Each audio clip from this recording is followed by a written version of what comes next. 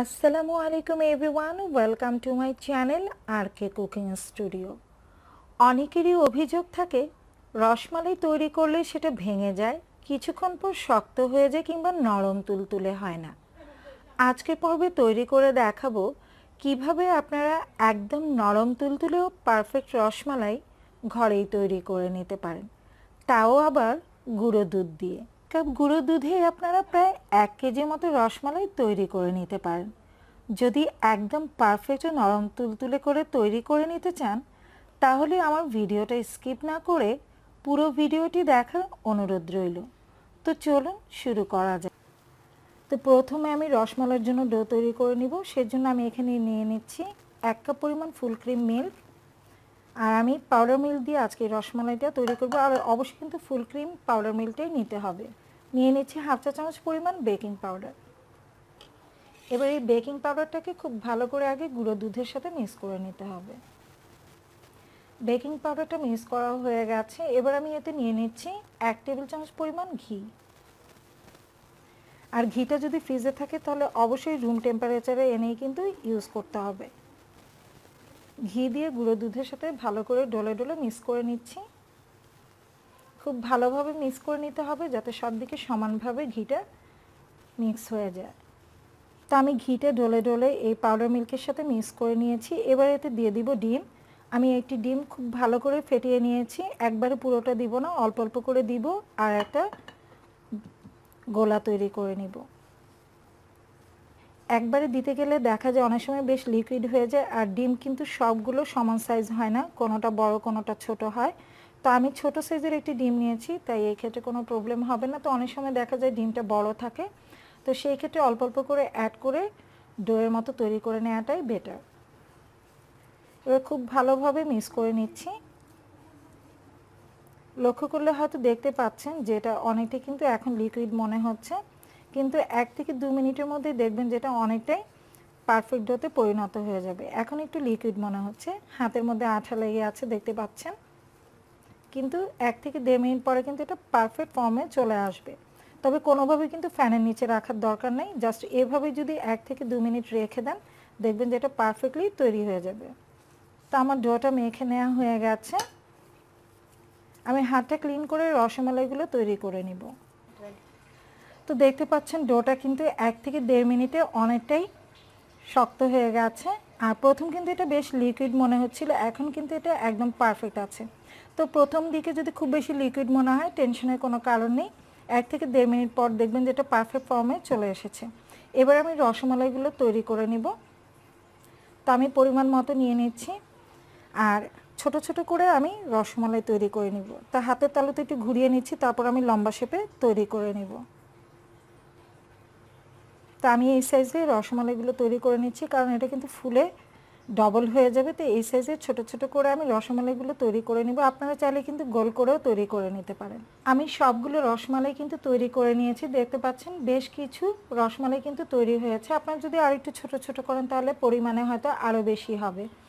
আর এর উপরটা কিন্তু খুব মসৃণভাবে তৈরি করে নিতে হবে। দেখতে পাচ্ছেন যে কতটা মসৃণ হয়েছে। এবার রসমালাইগুলো আমি রান্না করব, তো আমি চুলায় চলে যাচ্ছি। প্রথমে আমি প্যানে নিয়ে নিচ্ছি 1 লিটার তরল দুধ। চিনি দিয়ে দিচ্ছি 1.25 কাপ। আমি 1/2 কাপ থেকে একটু বেশি নিয়েছি। তবে মিষ্টি যদি আপনারা একটু বেশি খেতে চান সেক্ষেত্রে আরও একটু বাড়িয়ে নিতে পারেন, তবে কোনোভাবে কিন্তু 1 কাপের বেশি দেওয়া যাবে না। নেড়ে চেড়ে চিনিটাকে মিক্স করে নিচ্ছি, আর অপেক্ষা করছি দুধে বলক ওঠা পর্যন্ত। কোনোভাবেই কিন্তু দুধটাকে জাল করে ঘন করা যাবে না। আর ভিউয়ার্স, আমি একটা ছোট্ট কথা বলতে ভুলে গিয়েছি, সেজন্য এক্সট্রিমলি সরি। আমি পাউডার মিল্কে যে ডিমটা দিয়েছিলাম সেটা কিন্তু রুম টেম্পারেচারে থাকা ডিম। আপনাদের ডিমটা যদি ফ্রিজে থাকে সেই ক্ষেত্রে কিন্তু অবশ্যই 1 থেকে 1.5 ঘন্টা আগে বের করে রাখতে হবে। কোনোভাবেই কিন্তু ফ্রিজে থাকা ডিমটা ইউজ করা যাবে না, রুম টেম্পারেচারে থাকা ডিমটা কিন্তু দিতে হবে। তো লক্ষ্য করলে হয়তো দেখতে পাচ্ছেন দুধে বলক এসেছে। এবার সাবধানে এই রসমালাইগুলো দিয়ে দিচ্ছি। আর রসমালাইগুলো দেওয়া হয়ে গেলে আমি এটাকে ঢেকে রান্না করব 10 মিনিটের জন্য।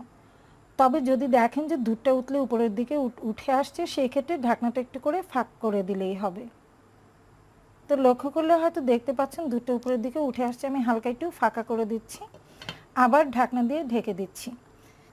আর রসমালাই তৈরি করার সময় কিন্তু চুলার আঁচ বারবার বাড়ানো বা কমানো যাবে না, এটাকে হাই ফ্লেমে রান্না করে নিতে হবে। তো আপনারা দেখতেই পাচ্ছেন যে হাই ফ্লেমে রান্না করার সময় হয়তো 15-20 সেকেন্ড পরপর কিন্তু দুধটা উতলে উপরে উঠে আসছে। তা আমি আবারও একটু হালকা ফাঁকা করে দিচ্ছি। তো এভাবে যখনই দেখবেন যে দুধটা উতলে উঠছে তখন হালকা একটু ফাঁক করে দিতে হবে, আবার ঢাকনা দিয়ে ঢেকে ঢেকে রান্না করে নিতে হবে। কোনোভাবেই কিন্তু চুলার আঁচটা বারবার বাড়ানো কিংবা কমানো যাবে না। তো আমি ঢেকে হাই ফ্লেমে এটাকে 5 মিনিটের মতো রান্না করেছি। এবার ঢাকনাটা খুলে নিচ্ছি। আর দেখতে পাচ্ছেন রসমালাইগুলো কিন্তু ফুলে একদম ঢোল হয়ে গেছে। তো জাস্ট আলতো হাতে নেড়ে চেড়ে দিতে হবে, খুব জোরে জোরে নাড়াচাড়া যাবে না। আমি জাস্ট স্প্যাচুলার সাহায্যে আলতো হাতে নেড়ে চেড়ে দিচ্ছি যাতে সব দিকটা সমানভাবে কুক হয়ে যায়। এবার ঢেকে আরও 5 মিনিট আমি এটাকে রান্না করব। আর 5 মিনিট আমি হাই ফ্লেমে এই রসমালাইগুলোকে রান্না করেছি। এবার আমি চুলার আঁচটা মিডিয়াম করে দিচ্ছি। বাকি 5 মিনিট আমি মিডিয়াম আঁচে এটাকে রান্না করব। আমি আরও 5 মিনিট এই রসমালাইগুলোকে জাল করেছি। এবার আমি একটু চেক করে নিচ্ছি যে এটা পারফেক্টলি সেদ্ধ হয়েছে কিনা। আমি একটা তুলে নিচ্ছি। আর এখন কিন্তু মিষ্টিগুলো অনেক সফট, তাই সাবধানে নাড়াচাড়া করতে হবে। তো দেখতে পাচ্ছেন এটা কিন্তু পারফেক্টলি সেদ্ধ হয়ে গেছে। এবার আমি যে পাত্রে রসমালাইগুলোকে সার্ভ করব সেই পাত্রে সাবধানে তুলে নিচ্ছি। আর কিছুটা দুধ সহ তুলতে হবে, তা নাহলে কিন্তু একটা আরেকটা গায়ে লেগে যাবে। তো খুব সাবধানে তুলবেন যেন ভেঙে না যায়, কারণ এই সময় গরম থাকা অবস্থায় কিন্তু রসমালাইগুলো একদম সফট থাকে। তো আমি সাবধানে এগুলোকে যে পাত্রে সার্ভ করব সেখানে তুলে নিচ্ছি। রসমালাইগুলো তুলে নেওয়ার পর যে অবশিষ্ট দুধটা রয়েছে সেটাকে আমি জাল করে ঘন করে নিব, কারণ দুধটা কিন্তু আমি ঘন করে নিই বলক ওঠার পরপরই কিন্তু রসমালাইগুলো দিয়ে দিয়েছিলাম। এখন এটা মালাই তৈরি করে নিতে হবে। আর এতে দিয়ে দিচ্ছি ফাটিয়ে নেওয়া 2টো এলাচ। আমি এলাচের মুখটা একটু ফাটিয়ে নিয়েছি, এতে করে স্মেলটা খুব ভালো হবে। এবার বেশ কিছুক্ষণ জাল করে দুধটা ঘন করে নিতে হবে। তো আমি বেশ কিছুক্ষণ এটাকে জাল করে নিয়েছি আর আমার মালাইটা কিন্তু রেডি হয়ে গেছে। আর সাইডে যে সরগুলো রয়েছে সেগুলো এরকম চামচের দ্বারা কিন্তু উঠিয়ে নিয়ে দুধের সাথে মিক্স করে দিতে হবে। তো দেখতেই পাচ্ছেন যে দুধটা কিন্তু অনেকটাই কমে গেছে, বেশ ঘন হয়ে গেছে। আর আপনারা যদি দ্রুত এই তরল দুধটাকে ঘন করতে চান সেই ক্ষেত্রে 2 থেকে 3 টেবিল চামচ পাউডার মিল্ক দিয়ে দিতে পারেন, তাহলে খুব বেশি সময় লাগবে না দুধটা ঘন হতে।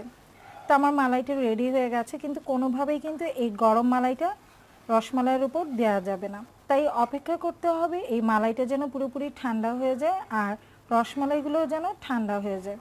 যদি আপনারা রসমালাইয়ের উপরে এই গরম মালাইটা দিতে যান তাহলে দেখা যাবে মিষ্টিগুলো চুপসে যাবে আর শক্ত হয়ে যাবে। তাই অপেক্ষা করছি মালাইটা পুরোপুরি ঠান্ডা হয়ে যাওয়ার জন্য।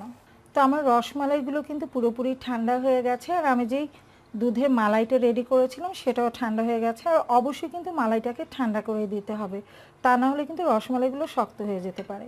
এবার সাবধানে আমি মালাইটা রসমালাইয়ের উপর দিয়ে দিচ্ছি আর হালকা একটু দুলিয়ে দিচ্ছি, কারণ রসমালাইগুলো কিন্তু একটা একটা গায়ে গায়ে লেগে আছে, যেহেতু আমি অল্প পরিমাণে দুধ সহ তুলেছিলাম।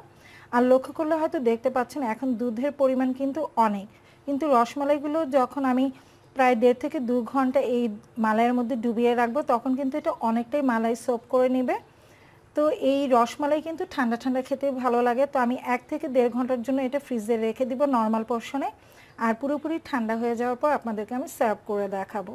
তো আমি রসমালাইটাকে প্রায় 2 ঘন্টার মতো নর্মাল ফ্রিজে রেখেছিলাম আর এখন কিন্তু এটা পুরোপুরি ঠান্ডা হয়ে গেছে। আর রসমালাই কিন্তু ঠান্ডা ঠান্ডা খেতেই ভালো লাগে। আর দেখতেই পাচ্ছেন রসমালাইগুলো কতটা পারফেক্ট হয়েছে ও নরম তুলতুলে। আমি একটা রসমালাই আপনাদেরকে তুলে দেখাচ্ছি, দেখে নিশ্চয়ই বুঝতে পারছেন যে এটা কতটা নরম তুলতুলেও পারফেক্ট হয়েছে। আশা করছি আমার আজকের রেসিপি একটু হলেও আপনাদের উপকারে আসবে। যদি আপনারাও আমার মতো পারফেক্ট রসমালাই তৈরি করে নিতে চান তাহলে আমার রেসিপিটি ফলো করে দেখতে পারেন।